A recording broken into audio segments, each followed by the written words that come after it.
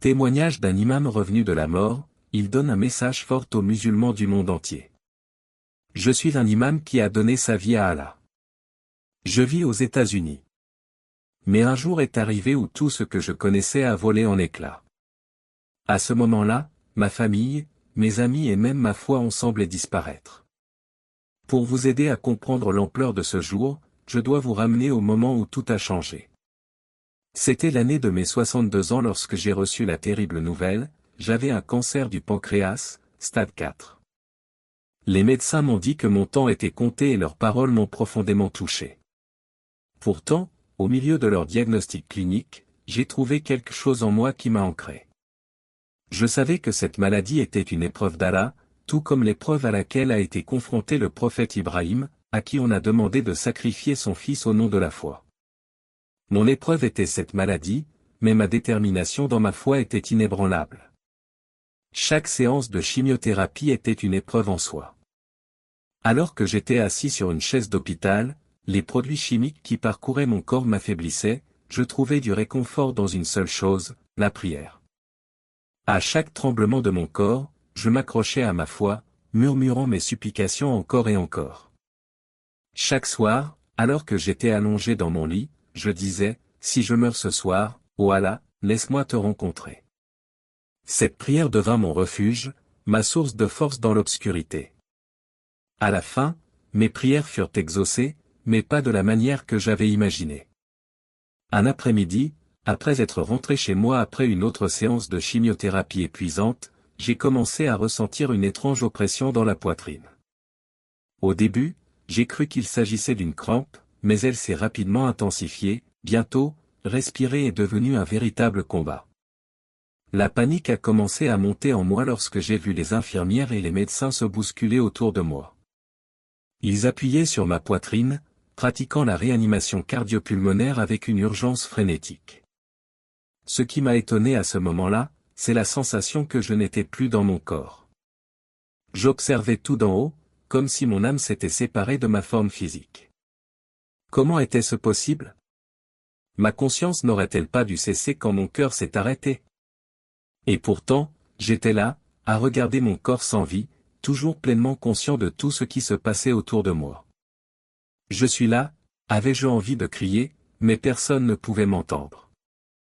Était-ce la mort? Ou était-ce le moment que j'attendais avec impatience ou le moment où je rencontrerais enfin Allah? À l'époque, je n'avais aucun moyen de le savoir. Je ne savais pas que ce n'était que le début d'un voyage que je n'aurais jamais pu anticiper.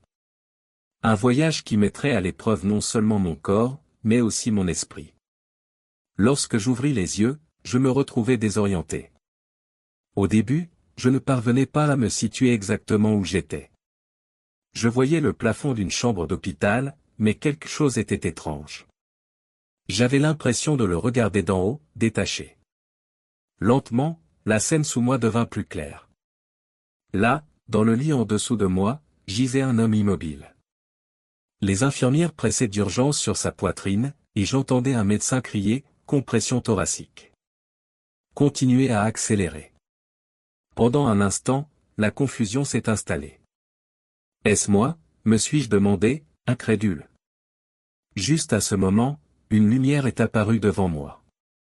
Attiré par elle, j'ai commencé à me diriger vers sa chaleur, et ce faisant, un chœur familier de murmures m'a entouré.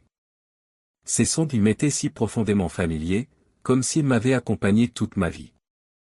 J'ai entendu les douces berceuses que ma mère me chantait quand j'étais enfant, celles qui me réconfortaient dans mon sommeil.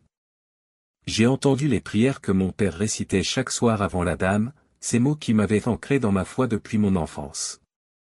J'avais l'impression que tous les échos de ma vie, les moments, les souvenirs, les voix convergeaient vers ce point précis dans le temps. J'entendais des versets du Coran récités, leurs mots résonnant profondément en moi. Mais qui les récitait? D'où venaient ces voix? Est-ce ma propre voix, me suis-je demandé? Pendant un instant, tout m'a semblé clair. Mon passé, mon enfance, tous mes souvenirs, tout semblait se rassembler dans cette lumière. C'est ça, ai-je pensé. C'est la paix. C'est la présence d'Allah. Les larmes me montèrent aux yeux, mais ce n'étaient pas des larmes de tristesse, c'étaient des larmes de joie débordantes. Ce doit être le paradis, ai-je murmuré, avec une certitude absolue. Je n'avais aucun doute. Louange à Allah de m'avoir amené à cet endroit. Mais la paix que je ressentais ne dura pas soudain, tout autour de moi commença à changer. Les feuilles autrefois vibrantes des arbres commencèrent à se faner, leurs bords se recourbèrent et brunirent. Les branches devinrent noires comme si elles avaient été brûlées par un incendie. Les fruits frais qui pendaient des arbres se ratatinèrent et tombèrent au sol, pourrissant instantanément. Une odeur nauséabonde de pourriture se répandit dans l'air, persistante et lourde.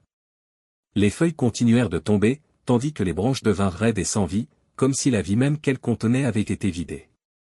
Le soleil disparut et une grisaille surnaturelle enveloppa tout autour de moi. La sérénité que j'avais ressentie quelques instants plus tôt disparut, remplacée par un sentiment de terreur que je ne pouvais expliquer. C'était comme si l'essence même de la vie avait été engloutie par l'obscurité. Soudain, un froid glacial m'envahit. De loin, des gémissements commencèrent à résonner au pas des murmures, mais des cris d'agonie. Les cris de personnes souffrantes, hommes, femmes et enfants ont tous crié. Leur souffrance semblait imprégner l'air même, et je la sentais s'infiltrer dans mon cœur, un poids auquel je ne pouvais échapper. Mais ce qui me troublait le plus était une voix qui se démarquait des autres. C'était le cri d'une femme, et je le reconnus immédiatement.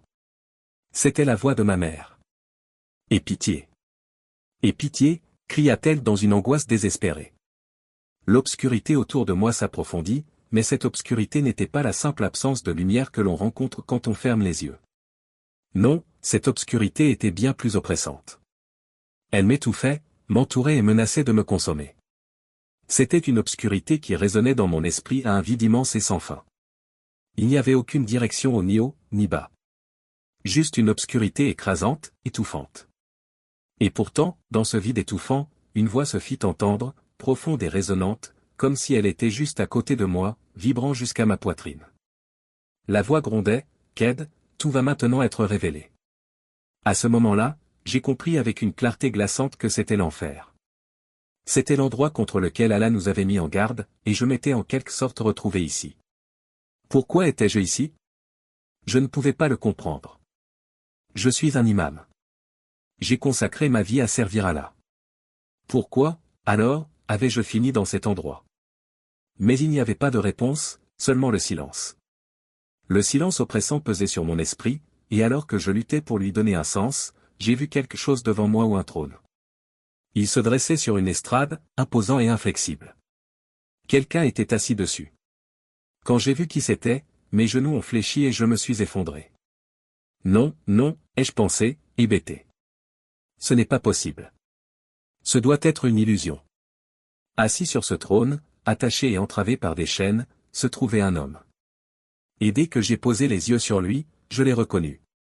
C'était lui, l'homme dont j'avais parlé dans chaque sermon, dans chaque khutba. C'était le prophète Mahomet, sur lui la paix. Mais pourquoi était-il là? Pourquoi était-il enchaîné et attaché de cette façon? Ses mains étaient liées par d'épaisses chaînes de fer et ses pieds étaient entravés. Son visage était empli de tristesse, ses yeux lourds de douleur et de regret. Il y avait un sentiment indubitable d'impuissance dans son expression. Et puis, il m'a regardé directement vers moi. Je suis tombé à genoux, mon corps tremblant. Mes lèvres ont tremblé alors que les mots que j'essayais de dire restaient coincés dans ma gorge. Ce n'est pas possible, murmurai-je, incrédule. Tout autour de moi me semblait irréel, mais je ne pouvais nier ce que je voyais. J'étais face à face avec le prophète, et pourtant cette scène, ce moment, était quelque chose que je n'aurais jamais pu imaginer. J'avais l'impression que mon cœur était écrasé sous un poids énorme. Tout autour de moi semblait anormal, déplacé, comme si la réalité elle-même avait été déformée. Rien de tout cela n'aurait dû se produire. Il ne devrait pas être là. Ce devait être une sorte d'erreur, une cruelle illusion. Je suis un imam, criai-je désespéré, ma voix éraillée par l'incrédulité. Mais le prophète baissa simplement la tête et des larmes commencèrent à couler sur son visage. Le voir ainsi brisa quelque chose au plus profond de moi. C'était comme si un vide glacial s'était ouvert dans ma poitrine, rongeant mon âme, implacable et froide. Est-ce un test? Demandai-je, bien qu'aucun son ne s'échappât de mes lèvres. Mes yeux restèrent fixés sur le prophète, à la recherche d'un signe, d'une réponse. Parle. Pourquoi ne dis-tu rien? Pourquoi?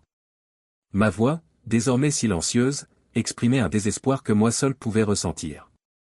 Et puis, comme pour répondre à ma supplication silencieuse, une voix résonna autour du trône. C'était une voix différente de toutes celles que j'avais entendues jusqu'à présent, si profonde, si résonnante, si ancienne qu'elle semblait faire trembler l'air autour de moi. Son son me clouait sur place, m'immobilisant par sa puissance. Le temps est venu pour toi de savoir, Ked, tout sera révélé. La voix était sans équivoque. Elle ressemblait à la voix d'Allah. Mais si c'était la voix d'Allah, pourquoi était-elle ici, à cet endroit? Et pourquoi étais-je là, debout dans ce cauchemar? Je n'avais aucune réponse, seulement un sentiment écrasant de confusion et de terreur. Mais une chose était sûre, j'étais en enfer. C'était l'enfer que j'avais prêché, celui qu'Allah avait promis à ceux qui s'écartaient de son chemin. Mais pourquoi étais-je ici? En tant que personne qui avait consacré ma vie à servir Allah, je n'étais pas censé être ici. Je n'étais pas censé être l'une d'entre eux. C'est dans ce moment de terreur et d'incrédulité que j'ai compris quelque chose de profondément troublant, tout ce en quoi j'avais cru était sur le point d'être brisé. Les fondations de toute mon existence semblaient s'effondrer sous mes yeux. Dans le silence qui suivit, un livre apparut devant moi. Il descendit du ciel et s'écrasa au sol avec un impact tonitruant qui souleva la poussière autour de lui. Le tremblement de son arrivée résonna dans la structure même de l'espace, vibrant à travers moi. Mon regard était fixé sur le livre, je savais ce livre. C'était le Coran. Que fait le Coran ici, pensais-je, confuse. La question tourbillonnait dans mon esprit, mais avant que je puisse lui donner un sens, quelque chose d'extraordinaire se produisit. Le livre commença à s'ouvrir tout seul, ses pages se tournant lentement, une par une. Il n'y avait pas de vent, aucune force extérieure ne les déplaçait. C'était comme si des mains invisibles mais indéniablement présentes, tournaient les pages avec un soin délibéré.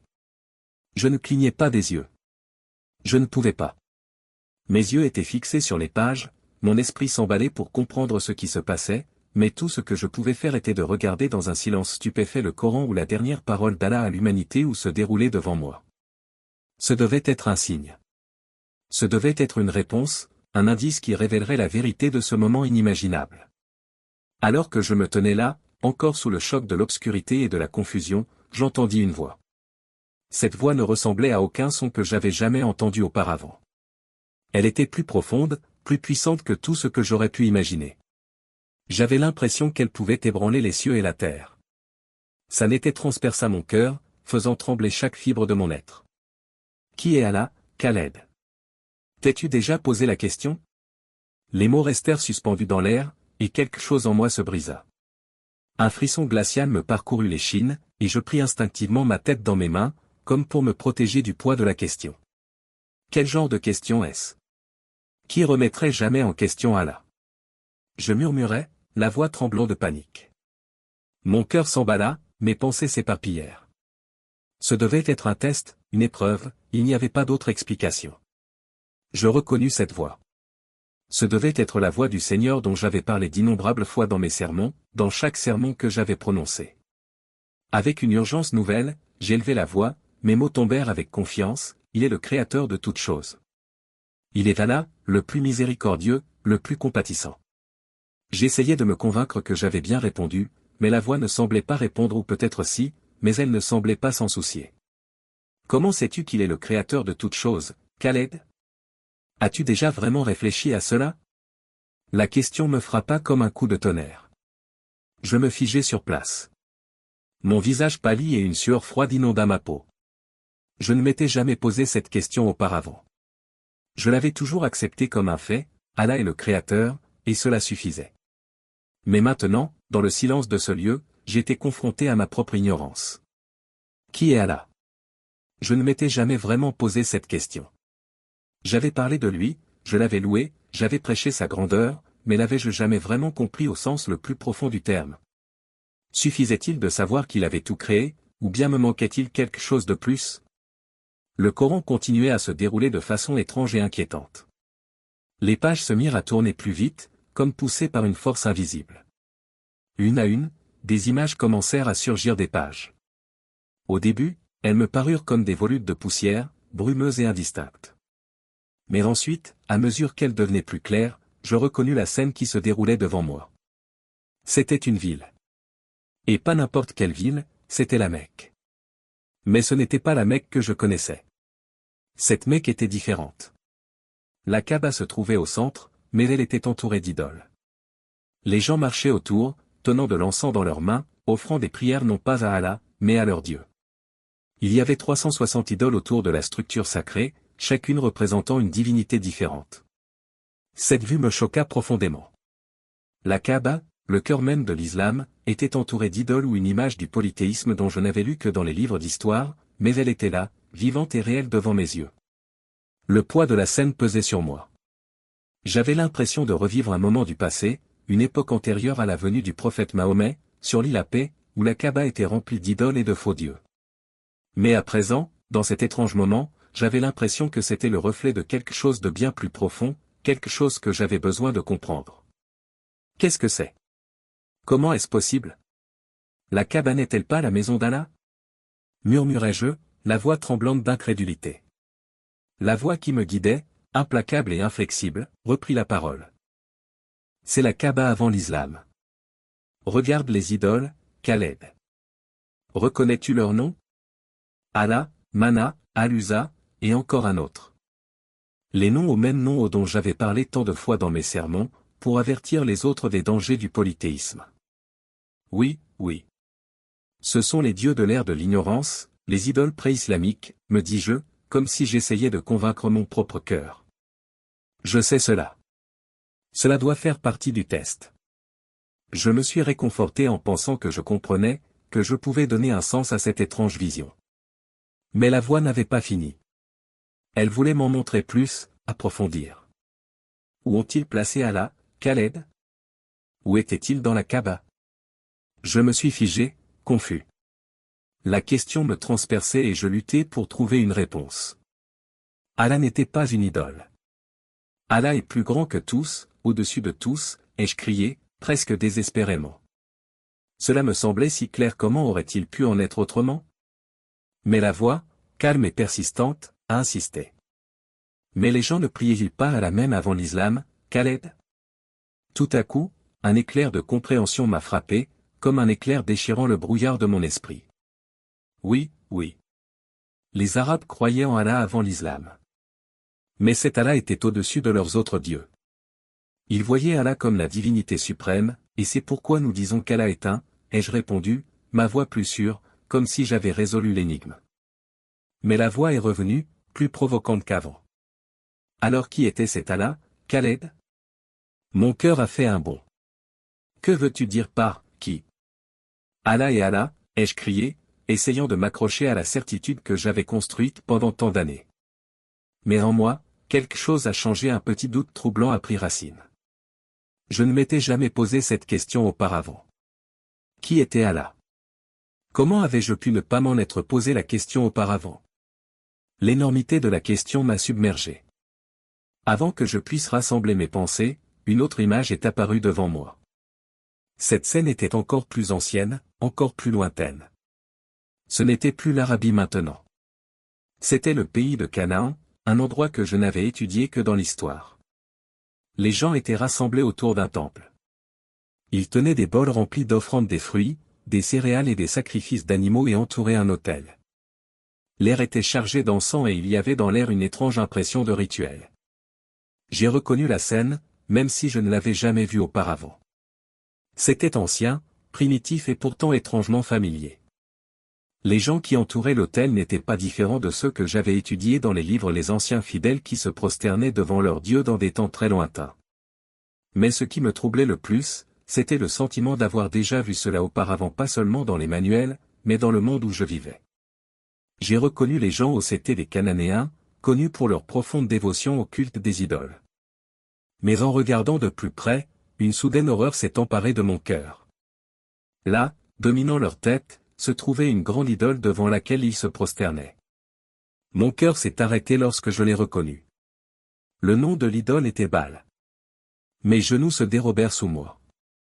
Une sueur froide perla sur mon front. Mes yeux s'écarquillèrent d'incrédulité et je haletai de surprise. Ce n'est pas possible, balbutiai-je.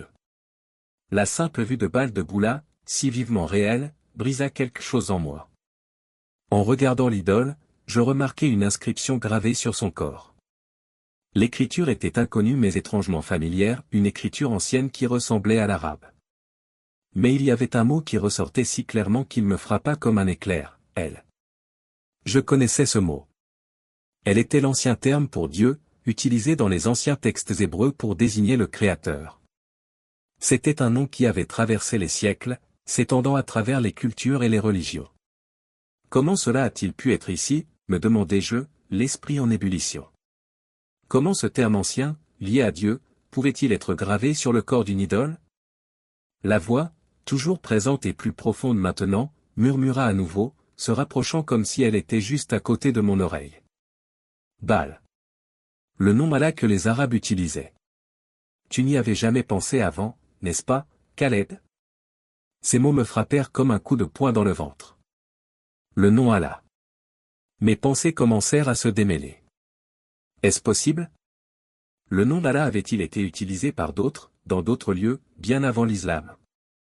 La question me brûlait l'esprit, mais avant que je puisse en saisir tout le poids, un vent fort s'abattit sur moi, viol et soudain. Le souffle. C'est la première chose que je ressentis, de l'air emplissant mes poumons avec une urgence désespérée, comme si j'avais été tiré hors de l'eau après m'être noyé. La sensation était écrasante. Mes yeux s'ouvrirent en battements d'ailes, mais ma vision était brouillée. Tout autour de moi était baigné d'une lumière vive et aveuglante. Je distinguais des silhouettes vagues, des silhouettes qui apparaissaient et disparaissaient, comme si je les voyais de très loin. Il respire. Il est de retour, résonna une voix lointaine et étouffée, comme si elle venait d'un tunnel lointain. Où étais-je?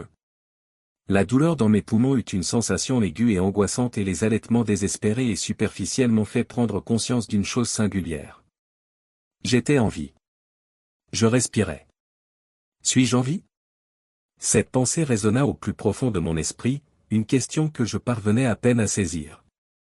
Mais à cet instant, une chose devint indéniable, j'avais traversé quelque chose qui dépassait ma compréhension. Et maintenant, j'étais là, dans un endroit que je ne pouvais nommer, luttant pour trouver mes repères, luttant pour donner un sens à tout cela. J'étais mort. J'en étais certain. Je venais de me rendre dans un endroit qui ressemblait à l'enfer, où j'avais vu des personnages Kadhafi, Ben Laden et bien d'autres entassés dans la tourmente. Et puis il y avait ce personnage sur le trône ou le prophète Mahomet. Pourquoi était-il là? Pourquoi l'avais-je vu dans un tel endroit? Je ne comprenais pas, mais maintenant, j'étais là, de retour dans mon corps. Mes mains, mes pieds, ma poitrine ils étaient à nouveau à moi. Malgré mon retour physique, cette sensation de froid persistait au plus profond de moi, rongeant mon âme. Les sons autour de moi devinrent peu à peu plus clairs, comme un brouillard qui se levait. Le visage d'une infirmière apparut devant moi, ses cheveux blonds tombant doucement sur ses épaules. Ses yeux, emplis d'inquiétude, se fixèrent sur les miens. Tu as beaucoup de chance. Dieu t'a ramené, dit-elle d'une voix calme et apaisante. Ces mots me transpercèrent, comme une lame acérée dans la poitrine. Quel Dieu, demandai-je, ma voix à peine murmurée, presque comme si je n'étais pas sûr de devoir les prononcer à voix haute. Son visage se transforma en un visage confus. Elle me regarda, comme si j'avais prononcé quelque chose d'incompréhensible. Que veux-tu dire? Demanda-t-elle avec un sourire, comme si la question était triviale. Pour elle, ce n'était qu'un autre moment de la routine de son travail, une simple phrase qui n'avait pas de sens plus profond. Mais pour moi, à cet instant, c'était tout. Le poids de ces mots, cette phrase simple et innocente, m'écrasa soudain comme un rocher. La question, quel Dieu, résonna dans mon esprit avec une intensité à laquelle je ne pouvais échapper. Était-ce Allah, me demandai-je. Mais qu'en était-il de ces images que j'avais vues? Le prophète, l'enfer, tout s'emmêlait dans mes pensées, chaque élément ne s'emboîtant pas avec les autres. Je fermais les yeux, comme pour essayer de repousser le flot de confusion qui m'envahissait. Mais plus j'essayais, plus la voix devenait forte, résonnant sans relâche. M'étais-je trompé? Je n'arrivais pas à comprendre. Cette question me hantait comme une ombre inébranlable. Pendant des jours, je restais silencieux. Ma famille venait me rendre visite, mais je pouvais à peine entendre leur voix.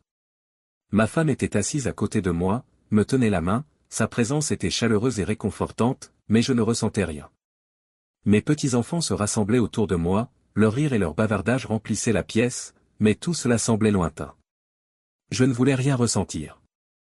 Je voulais juste fermer les yeux, m'éloigner de cette réalité, tout oublier.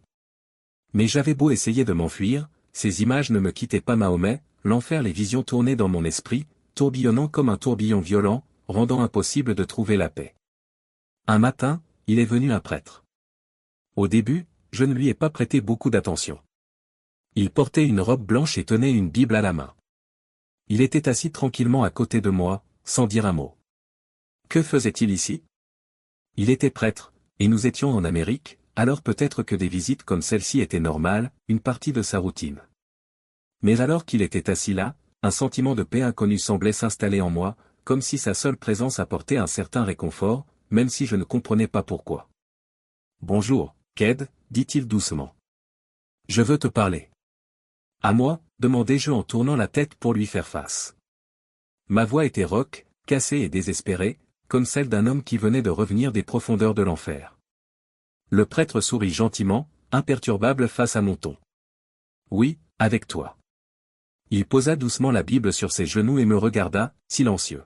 « Tu as vu quelque chose, n'est-ce pas ?» demanda-t-il, sa voix ferme et entendue. Mon cœur s'arrêta un instant. Il savait. Comment pouvait-il savoir? Comment pouvait-il comprendre ce que j'avais vu? Une vague de panique m'envahit. Je ne devais pas lui parler. Mais il y avait une part de moi, une part que je ne pouvais ignorer, qui voulait parler, qui avait besoin de tout lui dire. Mais si je le faisais, que se passerait-il? Que penserait-il de moi? Comment sais-tu ce que j'ai vu? Demandai-je, la voix tremblante, tandis que je le regardais dans les yeux, essayant de trouver un indice dans son expression. Je détournai rapidement le regard, mes yeux dérivant vers le plafond, sentant les larmes commencer à s'accumuler. Le poids en moi devenait plus lourd à chaque seconde qui passait. C'était un sentiment si profond, si accablant, qu'il était difficile à décrire, mais c'était étouffant. J'ai vu l'enfer, dis-je, les mots s'échappant de mes lèvres dans un murmure tendu. Le prêtre hocha calmement la tête, son visage ne montrant aucune surprise. Oui, dit-il simplement, comme s'il comprenait parfaitement. Il y avait un trône, continuai-je, la voix tremblante. Et quelqu'un était assis là. Mais il n'était pas censé être là. Il n'était pas censé être là. Les larmes coulaient de mes yeux, un flot d'émotions que je ne pouvais pas contrôler. Le prêtre ne disait rien. Il n'y avait aucun jugement dans ses yeux, aucune surprise ou incrédulité. Il était simplement assis là, écoutant patiemment, comme s'il avait tout le temps du monde. C'était comme si son silence était une sorte d'invitation, me permettant de parler sans peur, sans avoir besoin d'expliquer ou de justifier. « Qui était-ce » demanda-t-il doucement, sa voix à peine plus qu'un murmure. Je baissai la tête, mes mains tremblantes tandis que je me couvrais le visage. « Mohammad » murmurai-je d'une voix rauque. Il était là, mais il n'était pas censé être là. Lorsque ces mots quittèrent ma bouche, un poids sembla doubler sur ma poitrine, comme si une pierre massive s'était posée sur mon cœur, appuyant avec une force insupportable. L'air même autour de moi semblait épais et suffocant. Le prêtre, qui écoutait tranquillement, laissa échapper un long soupir mesuré. « Et Jésus » demanda-t-il doucement. J'ouvris les yeux et le regardai, incapable de comprendre ce qui se passait en moi. Jésus? Non, il n'était pas là. Il n'était pas l'une des âmes crucifiées. Mais pourquoi n'y était-il pas? La question restait en suspens, incertaine. Je n'y avais jamais réfléchi auparavant. Jésus était le Sauveur, n'est-ce pas? Il était la figure centrale du salut, celui dont le nom était revenu sur mes lèvres d'innombrables fois au cours de ma vie. Mais maintenant, à cet instant, l'absence de sa présence dans cet endroit étrange et hanté me troublait, et un profond sentiment d'incertitude commençait à ronger mon âme. Le prêtre ouvrit lentement sa Bible et commença à lire, d'une voix ferme et claire. « Je suis le chemin, la vérité et la vie. Nul ne vient au Père que par moi. » Jean 14 verset 6. J'avais entendu ce verset d'innombrables fois, j'en avais prêché, je l'avais même cité dans mes propres sermons. Mais cette fois, c'était différent, chaque mot me frappait comme un poignard, tranchant et douloureux. Je suis le chemin, la vérité, la vie, ces mots résonnaient dans mon esprit, résonnant dans tous les recoins de mes pensées. Ils percèrent les murs de ma certitude, me laissant exposer aux questions que je ne m'étais jamais permis de poser. Le prêtre, sentant mon trouble intérieur, posa doucement sa main sur mon épaule. « Dieu t'a ramené, Ked » dit-il d'une voix basse mais pleine de chaleur. Il ne veut pas te perdre. Le poids de ces mots s'installa en moi, comme une graine plantée dans le sol de mon cœur. C'était la première fois que quelqu'un me disait ces mots, des mots qui parlaient d'espoir, de miséricorde, d'un Dieu qui tendait la main même à quelqu'un comme moi. À partir de ce moment-là, je n'ai plus jamais été la même. Le sol sous mes pieds semblait instable, comme si tout ce en quoi j'avais cru commençait à s'effondrer. Mon esprit est devenu un champ de bataille. Les questions que j'avais repoussées pendant des années faisaient rage dans mes pensées, s'entrechoquant violemment. Était-ce un mensonge? Cette question résonnait sans relâche dans mon esprit, me hantant chaque nuit alors que j'étais allongé dans mon lit, essayant de dormir. La paix que j'avais autrefois ressentie avait disparu, remplacée par une tempête incessante de doute et de confusion. Et avec elle est venu un profond sentiment de perte, non seulement pour mon passé, mais pour ma compréhension même du monde et de la vérité que je pensais connaître. Mais cette nuit-là, tout semblait différent. Je me suis retrouvé à nouveau debout devant le trône dans mon rêve. Une fois de plus, le prophète s'assit dessus, mais cette fois, tout avait changé. Ses chaînes avaient disparu. La tristesse qui emplissait autrefois ses yeux avait disparu. Au lieu de cela, il y avait une force tranquille dans son regard, une force qui me maintenait en place. Alors qu'il se levait et faisait un pas vers moi, mon cœur se serrait d'une manière que je ne pouvais expliquer. À chaque pas qu'il faisait, quelque chose en moi semblait se fracturer, comme si mes fondations même commençaient à s'effondrer. « Va trouver la vérité, dit-il, sa voix ne résonnant plus, mais directe, claire et tranchante, chaque mot portait un poids qui pesait profondément sur mon âme. Je me suis réveillé haletante, l'air haletant dans mes poumons comme si j'avais retenu mon souffle bien trop longtemps. Mes yeux étaient inondés de larmes, et j'enfouissais mon visage dans mon oreiller, incapable de retenir les sanglots qui secouaient mon corps. Quelle est la vérité, ô Allah? Où est la vérité? Murmurai-je désespérément, me sentant comme si je m'étais égaré dans l'obscurité et que je ne pouvais plus me repérer. La première lumière de l'aube apporta la clarté. Une décision se forma en moi, une décision qui semblait surgir du plus profond de moi, une attraction silencieuse mais indéniable. Je devais chercher la vérité. Et donc, ce jour-là, je me suis dirigé vers le Père John. Cette fois, c'était mon choix, un choix né des profondeurs de ma confusion et de mon désir de comprendre. Il m'a accueilli avec sa présence calmée, sans un mot, il a lentement ouvert la Bible devant moi. « Que cherches-tu, qu'aidas-tu » a-t-il demandé, ses yeux scrutant les miens avec une douce curiosité. « La vérité, ai-je dit, ma voix rauque et fragile, comme si le simple fait de prononcer ces mots les rendait plus réels. « Dis-moi. » Le Père John a hoché la tête et a commencé à lire la Bible, d'une voix ferme. « Je suis le chemin, la vérité et la vie. Nul ne vient au Père que par moi. » Jean 14h. Si les mots m'ont frappé comme une lame, tranchante et pénétrante. Nul ne vient au Père que par moi. Cette phrase résonnait dans mon esprit, encore et encore. Jésus, qui était-il vraiment? C'était une question que je ne m'étais jamais posée auparavant, mais maintenant, elle me semblait être la question la plus importante au monde. Qui était cette silhouette que je n'avais jamais vraiment comprise? Cette nuit-là, j'y rêvais à nouveau. Cette fois, le trône était vide. Aucune silhouette n'était assise dessus. À la place, il y avait une lumière brillante, rayonnant d'une source que je ne pouvais pas voir. De cette lumière émergea une silhouette, un homme en robe blanche. Je n'avais pas besoin de lui demander son nom. Je le savais. Je le connaissais. Sans un mot, il marcha vers moi, sa présence douce mais puissante. « N'aie pas peur, dit-il doucement. Je suis là. » Ces paroles, si simples mais si profondes, me bouleversèrent profondément. Je me réveillai immédiatement, le cœur battant, le poids de sa présence toujours pesant sur moi. Le lendemain matin, je ne pouvais plus attendre. Je me rendis auprès du Père John et, d'une voix tremblante, je lui posai la question qui me brûlait depuis ce rêve. « John, est-ce que Jésus m'accepterait » Les yeux de John s'adoucirent et un sourire chaleureux se répandit sur son visage. « Il t'attendait, Ked. » Alors que j'étais assis là, tenant la Bible dans mes mains, mon petit-fils Youssef entra dans la pièce. Il me vit et quelque chose dans son regard innocent rendit le moment encore plus profond. Le voyage que j'avais commencé avait déjà commencé à me changer, et je savais maintenant que cette recherche de la vérité était bien plus vaste que je ne l'avais jamais imaginé. La transformation de Ked est profonde, un voyage d'un homme perdu dans la peur et le doute à quelqu'un qui trouve la paix et la rédemption par la foi. Son combat intérieur, alimenté par des questions sur Allah, Jésus et la vérité, reflète un réveil spirituel ou une quête de réponse qui brise ses croyances passées mais le conduit finalement à une nouvelle vie en Christ. Quand il parle à sa famille, en particulier à sa fille, le poids de sa décision est immense. Abandonner son rôle d'imam et embrasser le chemin du baptême est une rupture symbolique des chaînes, un rejet des anciennes identités et un pas courageux vers l'acceptation d'une nouvelle vérité spirituelle.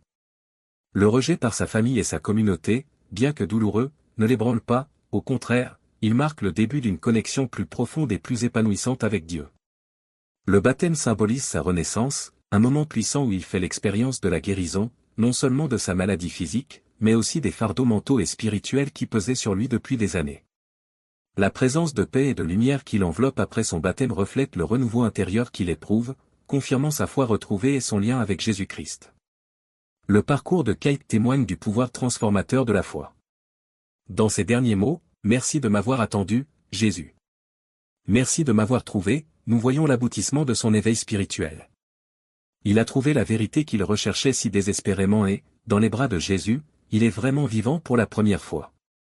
Le verset de Jean 14h6 qui guide désormais ses prières résume l'essence de son parcours, Jésus est le chemin, la vérité et la vie, et en embrassant cette vérité, Kate a trouvé la liberté et la vie éternelle. Le voyage que j'avais commencé avait déjà commencé à me changer, et je savais maintenant que cette recherche de la vérité était bien plus vaste que je ne l'avais jamais imaginé. La transformation de Kate est profonde, un voyage d'un homme perdu dans la peur et le doute à quelqu'un qui trouve la paix et la rédemption par la foi. Son combat intérieur, alimenté par des questions sur Allah, Jésus et la vérité, reflète un réveil spirituel ou une quête de réponse qui brise ses croyances passées mais le conduit finalement à une nouvelle vie en Christ. Quand il parle à sa famille, en particulier à sa fille, le poids de sa décision est immense. Abandonner son rôle d'imam et embrasser le chemin du baptême est une rupture symbolique des chaînes, un rejet des anciennes identités et un pas courageux vers l'acceptation d'une nouvelle vérité spirituelle. Le rejet par sa famille et sa communauté, bien que douloureux, ne l'ébranle pas, au contraire, il marque le début d'une connexion plus profonde et plus épanouissante avec Dieu. Le baptême symbolise sa renaissance, un moment puissant où il fait l'expérience de la guérison, non seulement de sa maladie physique, mais aussi des fardeaux mentaux et spirituels qui pesaient sur lui depuis des années. La présence de paix et de lumière qui l'enveloppe après son baptême reflète le renouveau intérieur qu'il éprouve, confirmant sa foi retrouvée et son lien avec Jésus-Christ. Le parcours de Kate témoigne du pouvoir transformateur de la foi. Dans ces derniers mots, merci de m'avoir attendu, Jésus. Merci de m'avoir trouvé, nous voyons l'aboutissement de son éveil spirituel. Il a trouvé la vérité qu'il recherchait si désespérément et, dans les bras de Jésus, il est vraiment vivant pour la première fois. Le verset de Jean 14 verset 6 qui guide désormais ses prières résume l'essence de son parcours, Jésus est le chemin, la vérité et la vie, et en embrassant cette vérité, Kate a trouvé la liberté et la vie éternelle.